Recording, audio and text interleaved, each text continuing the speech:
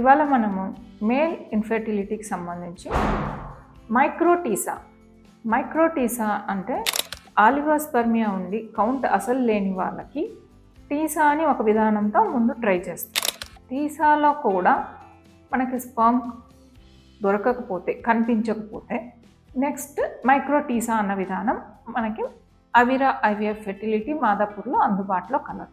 ఈ మైక్రోటీసా విధానంలో ఎవరికైతే మగవారికి కణాలు తక్కువ ఉన్నాయో వారికి మెడికేషన్ ఇచ్చి, ట్యాబ్లెట్స్, ఇంజెక్షన్స్, సపోర్టివ్ మెడికేషన్స్ అన్నీ ఇచ్చి ఒక పర్టిక్యులర్ డే రోజు మైక్రోటీసా అంటే మైక్రోస్కోప్తో అండర్ అనస్థీషియా అంటే షార్ట్ జనరల్ అనస్థీషియా ఇస్తాము. పేషెంట్కి నొప్పి ఏమీ ఉండదు.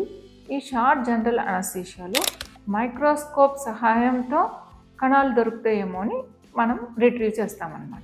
సో ఈ మైక్రోస్కోప్తో చేసేటువంటి ఈ మైక్రోటీసా విధానంతో టీసా విధానంలో కణాలు దొరకనట్లయితే నెక్స్ట్ లెవెల్ మైక్రోటీసా.